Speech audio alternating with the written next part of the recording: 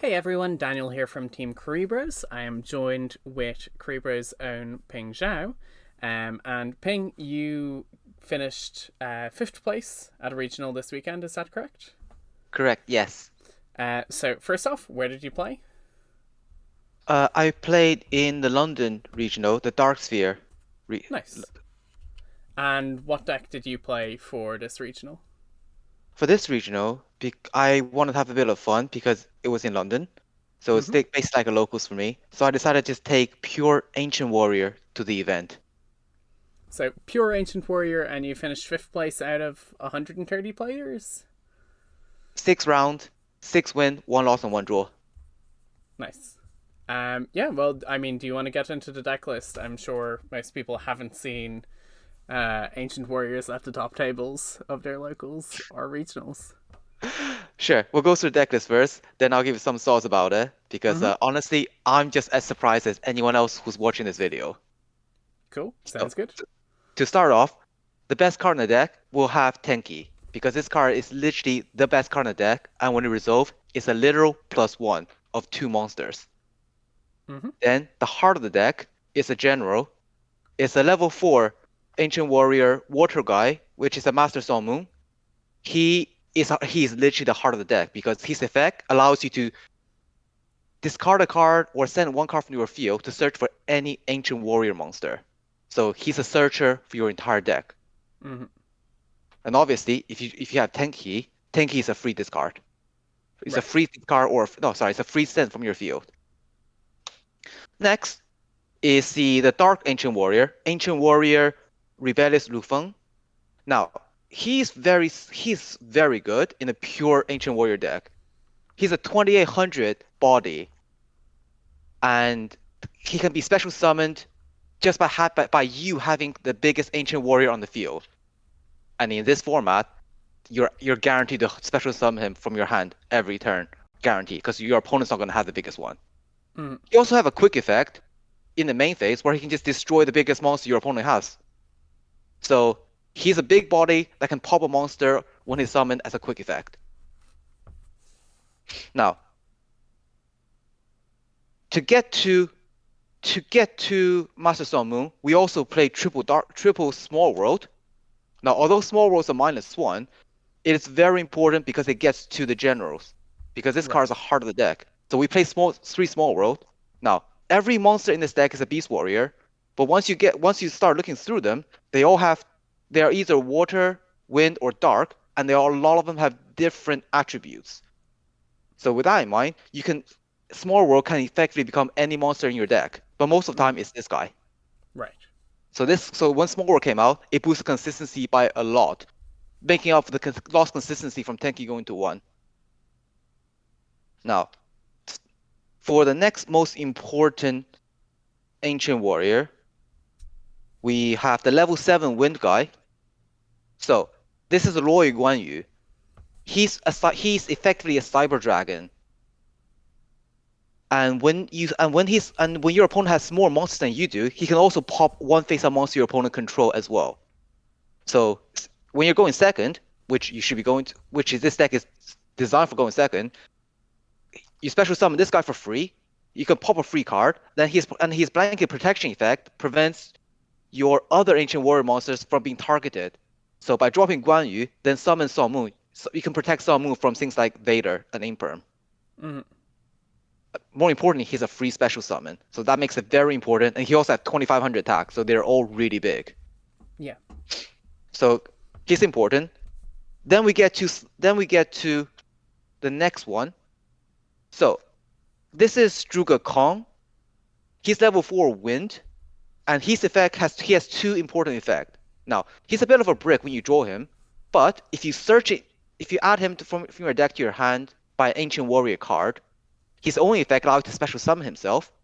So Sun Moon plus this guy, you search this, you special summon it, and it's a free level 4. Sorry, free rank 4, any free rank 4 XYZ monster, which we'll get to.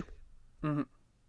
Now his other effect is not as relevant because the other effect requires you to have a Ancient Warrior spell and trap face up on the field, where if you do, this becomes a spell and trap negate. It was relevant only if you want to lock down one spell and trap. But most of the time, you're playing it for the special summon because because it's just more damage and rank 4. But yeah, very important.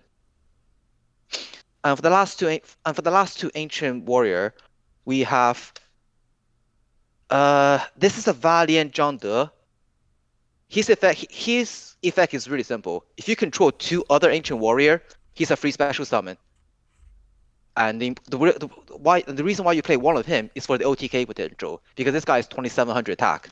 Right. Now he has some other effects, but they're not as important as the fact that he's a free special summon with 27 attack. And the final on-theme ancient warrior we have is the other level 4 wind, the other general.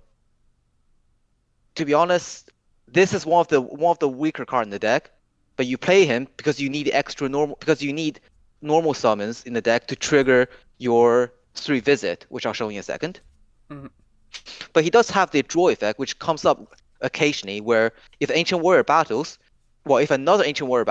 you have the ability to draw 1 card. Right. Now, the one shared effect that the two general have, is that they cannot be attacked by your opponent if you control another ancient warrior. So occasionally you will be able to get the lock of having this guy and having a bigger monster where they're forced to attack the bigger monster first. And because no one really knows what ancient warrior does, this did happen in the regional, where opponent couldn't attack over my generals because I control another ancient warrior. Right. The final 2 monsters in the deck are kind of small roll targets. First, we have the Wind Kaiju, because it's a Wind Kaiju that can be searched by small world, and it's an out to basically any monster you need. Yeah. Planetarium is a bit of an odd choice, but I played him because it's a small roll target that can special summon itself. It allows you to make a rank 4 if your summon gets negated and you have no other play. Overall, you can replace him with some other cards, but I like the fact that you can just special summon this guy for immediate rank 4 if your initial play gets stopped. Yeah, and even if you open him in this list, you don't mind as much because you can still just summon him and use him for rank 4 plays. Yeah, exactly, absolutely. And your small world's still live even if you open him. Exactly. Yeah. So, I quite like this card, but I can understand why some people wouldn't use it. Now, that's all the monsters. And as you can see here, with the exception of these 2 small world targets, everything else is Ancient Warrior. So hence I said I played a pure Ancient Warrior for this event. Yeah. Now, for the traps, we don't play any, because our aim is to go second. So the rest of the deck is all spells. To start off with, we have the Ancient Warrior 3 Visit. Now, this is the only Ancient Warrior spell I play, and this card packs 2 amazing effects. So the first effect is a search effect, which simply states that whenever you summon an ancient warrior, say you special summon Guan Yu, the effect allows you to add another ancient warrior that's not Guan Yu from your deck to your hand. So basically, it's another searcher for your Sun Moon. Right. Or if you have Sun Moon, you're allowed to. You can summon Sun Moon, and 3 Visit will grab you any ancient warrior, which most of the time by default is a big guy, the 2800 drop. Yeah. So 3 Visit is a +1. The second effect of 3 Visit is that when it's this face-up card on the field, it gets sent to the graveyard. You can special summon any ancient warrior from your hand. Right. And because someone have to send a card to activate effect, this becomes a prime target for Sun Moon. So you send it with Sun Moon, or if you send it with any other card, you can effectively unbreak your hand by dropping your big guys like this guy, another level 4 monster that you can't summon, like this guy, which I did quite a bit, where I Sun send 3 Visit away just so I can special summon this guy for the draw effect, or occasionally for the level 4 to have 2 level 4 for the rank 4. Yeah. So 3 Visit. Now because we're playing going second, there's the triple droplet and triple talent. We need this to break the boards. Droplet will break a board. Talent allow you to either draw 2 cards or take one of your opponent's monster for extra attack damage, because it's all about getting that attack damage in and try and kill your opponent as soon as possible. Yeah. Next, we play 4 Mystic Mines. Again, we're playing Go second deck. Now, bear in mind that we're not playing the deck out condition. The Mystic Mine is here to stall for a few turns to get to the optimal hand where you can kill people. Yeah. Or you can protect yourself from hand trap and try and go for the Utopia OTK, which I'll show in a second. And for people wondering, you can get rid of a face-up Mystic Mine from your field with Sun Moon. So when you're ready to go, you can just Sun Moon, get rid of Mystic Mine for a search effect. And for the last, there's 6 cards left. We also play 3 Pot of Desires because having 7 cards going second allows you to break a board because 7 cards is better than 6, right? Mm-hmm. And if you notice, everything has been in threes as much as where we can. So banishing is not as big a deal. Yeah. And then we have 1 Duster, 1 Storm to take care of back rows, and the last card is a double or nothing to try and OTK. Right. So that's the main deck, 40 cards. The extra deck is a bit wonky and it's very flexible. In fact, I've not actually gone to that many extra deck monsters in the event. So we start off with triple double Dragon Lord. The card is great. It's essential part of your OTK plan, and all 3 effects came in very relevant in the regional. So the first effect is when you make it, and you hard make it in this deck because you're playing pure Ancient Warrior. You can search for any Ancient Warrior cards. So a lot of the time you search for one of the big guys, so you can just summon it straight away. The bounce effect everyone knows about the bounce effect, which is great. And the third effect is that it has the attack boost applies to all Ancient Warrior, not just himself. So that's a part a lot of people missed. Now, the next part, the next 2 I went to the law is Utopia Double and Utopia himself for the Utopia OTK. Yeah. Going into these quite a lot. And to support the Utopia OTK strategy, we have Underclock Taker and Pentastack. So that Underclock Taker is so that we can OTK people when they only have monsters with more than 2,000 attack. And Pentastack is there for when your opponent decides to turtle up and put everything in defense mode. Mm-hmm. Can you just remind people Pentastack's effect? Pentastack is so a link. So your link monster attack defense position monster, it does piercing damage. Mm-hmm. So you put Utopia double. So you put Utopia underneath it, and this becomes a 10k piercer. Nice.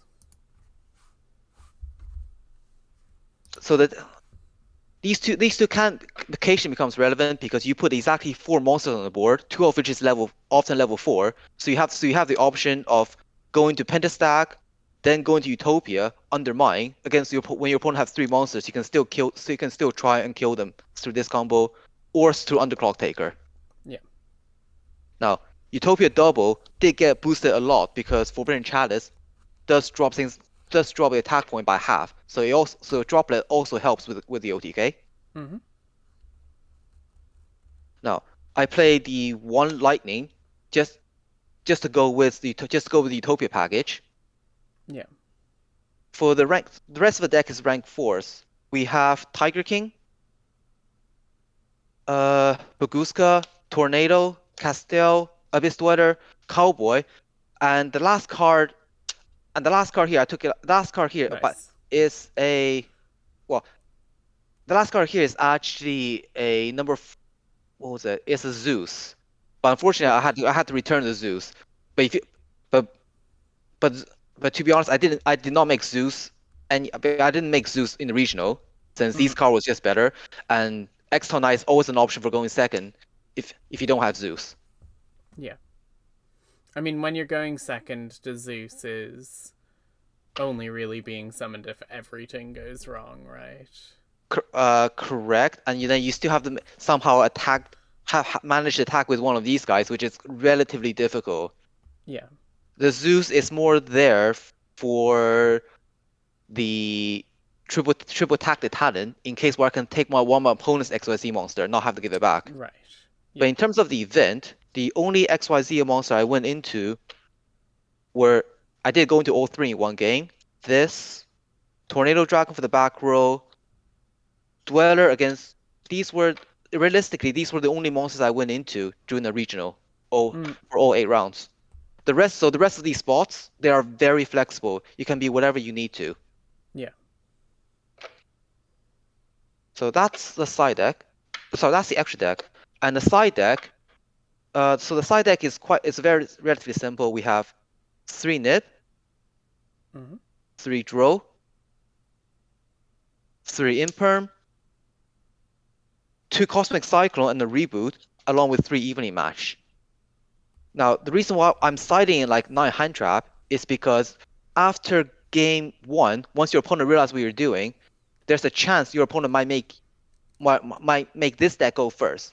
And because this deck can't go first as well, you take out some of the go second cards, like Triple Attack the Talents, for some of the hand traps, so that in case your opponent does tell you to go first, you can still fight through with these hand traps. And if you're going second, well, these are naturally going good. These are good going second cards anyway. Yeah. Now, you need the triple evenly match because some of your bad matchups are back row heavy decks. So you need the ability to take out as many back rows as possible. And the Cyclones and Red Reboot follow a similar line of logic for back row removal. So that is the full deck. Is there anything that you would change with the list? Are you happy with kind of ratios in the main deck and ratios in the side deck? So I am very happy with the main deck. I spent quite a bit of time optimizing the main deck to be exactly what I want, which is the ability to output maximum damage for OTK. The side deck, there's a lot of things you can change with the side deck. So, like I said, if you're thinking your opponent will make you go first a lot of time, infinite impermanence can be taken out for things like Dimension Fusion. Similarly, the 2 Cosmic Cyclone can be taken out for Floodgates if you need Floodgates. And Draw was a good call for this event, but this can easily be replaced by Ash or Vader if you think Ash and Vader is more effective. So the side deck is actually extremely flexible. In fact, if you're happy to go first, if you're convinced your opponent will make you go first, all your entire side deck can just be all go first cards. So you can side deck into go first strategy, which can be viable in game 3, where your opponent doesn't, where you have the choice of go first or second, and you can just completely change it into floodgate strategy or scythe strategies. So side deck is very flexible, and I did consider changing the side deck for different events. And the extra deck, could also be changed. A lot of these cards, a lot of these rank 4s I didn't use could easily become generic link 2s, 3s, and 4s. So if you have Access Coke, so what was it? So Phoenix, Unicorn, Access Coke could definitely replace some of these Exceed monsters, definitely. Yeah. Again, it's up to personal preference. So what made you decide to play Ancient Warriors? To be honest, I wanted to play Ancient War for a bit of fun. I mean, during the entirety of the lockdown, I played a lot of Total War 3 Kingdoms. Right. And as a result, when I started playing Yu-Gi-Oh again last year, then I saw the Ancient Warrior cards, more Ancient Warrior cards got released. So I decided to pick up the deck and see what Ancient Warrior cards can do.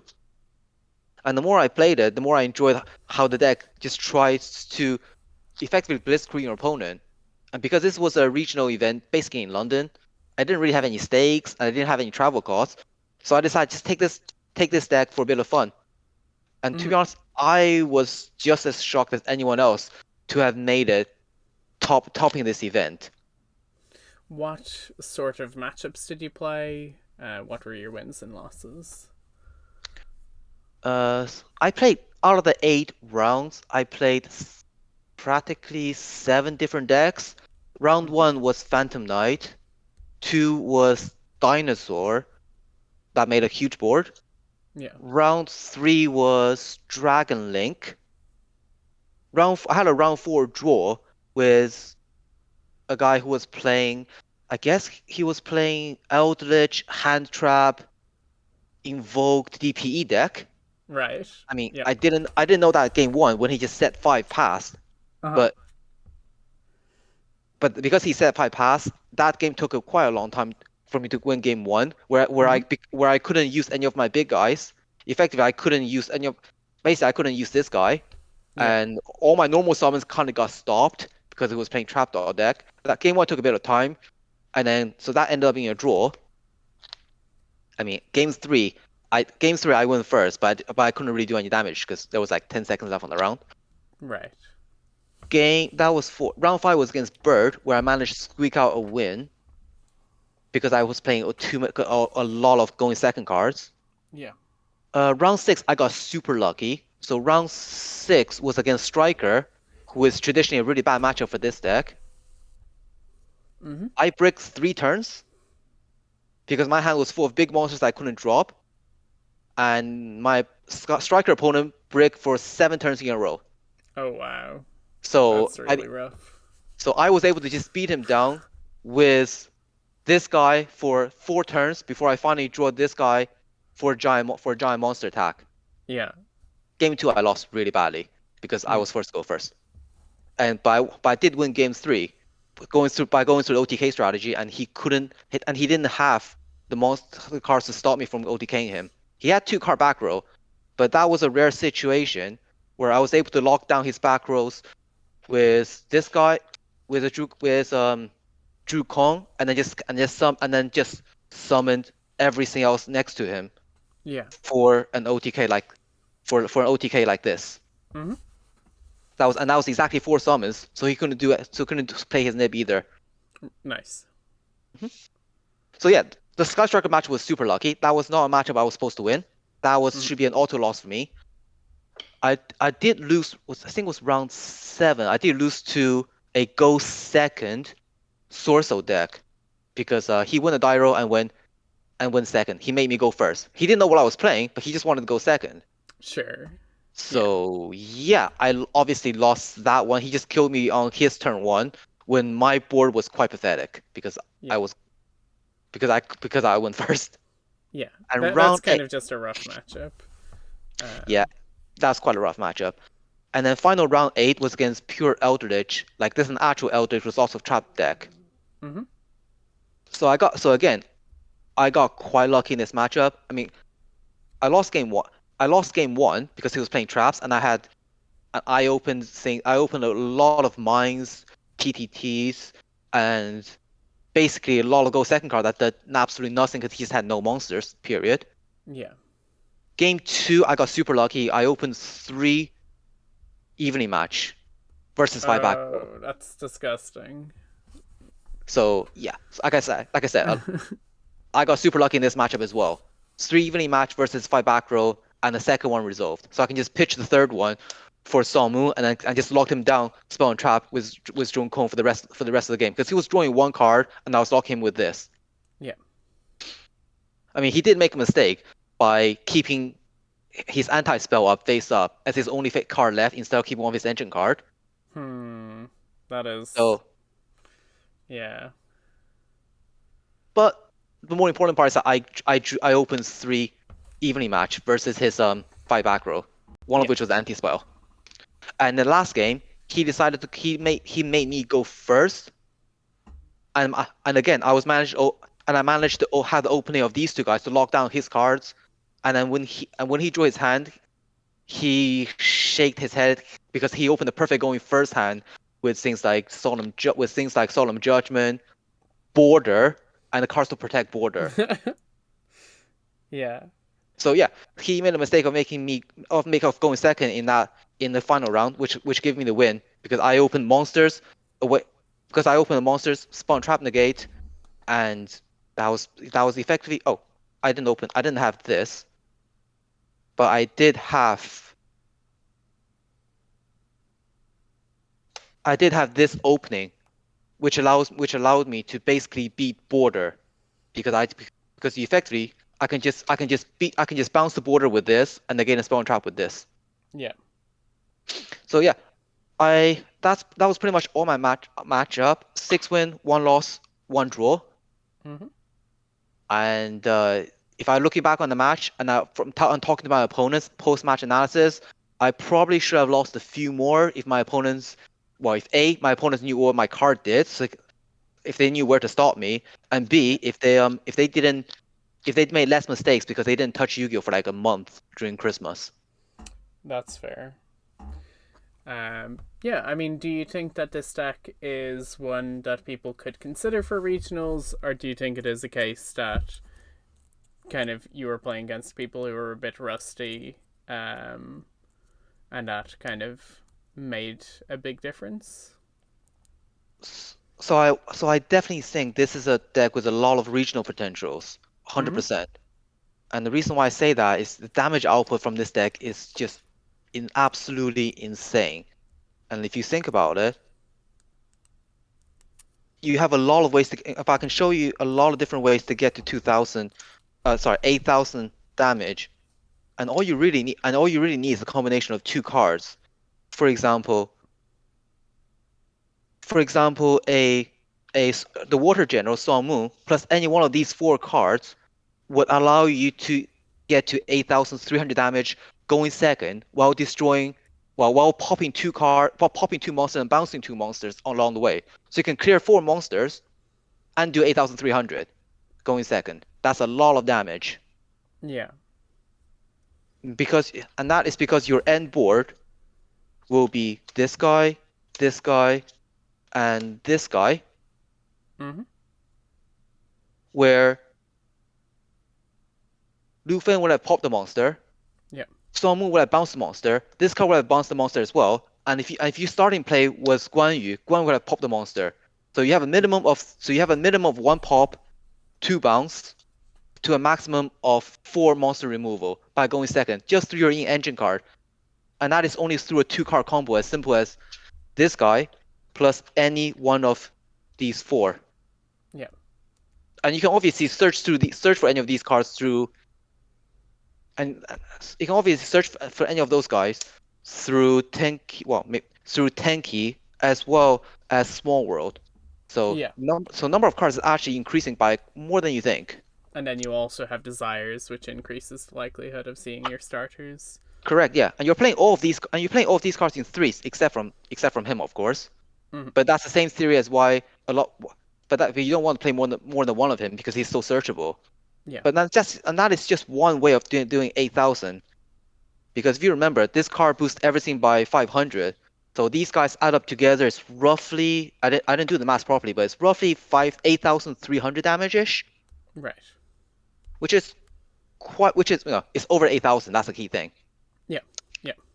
And of course, if you don't have this route, if this route is not open to you, and if your opponent has a small monster for you, then you always have the ability to just, under the protection of Mystic Mind, Utopia double for someone for 10k. And I've done this several times. And I've done this several times to people, especially people pay 2,000 after Anaconda. So most of the time your opponent's actually only on 6,000. So Utopia becomes very viable in that scenario. And mine just protects Utopia from all the hand traps. Yeah. And a lot of the combo decks don't play real back row. So a lot of time you're facing down either no real back row or back row that doesn't really do much. Yeah, I guess another strength of this deck is you don't mind Phoenix Enforcer or you don't mind Artifact Sight as much, do you? I don't. Artifact Sight prevents you from going to Utopia, but if you get Sight, you can always just either sit on mine for a turn to wait it out, or you can still clear their board through these 3, which is still a pop a monster, bounce a monster, attack over basically anything, because these are 28 and 27. And then on your opponent's turn, you still have in the form of interruptions through a pop, because this is any main phase. Nice. A quick effect main phase, and this will be a bounce following the pop. Yeah. I mean, it's not an OTK, but this is a lot of damage. Yeah, it's a good way to kind of punish decks in response. And if you manage to get this on board next to it, this will still be an OTK under 4 summons. Yeah.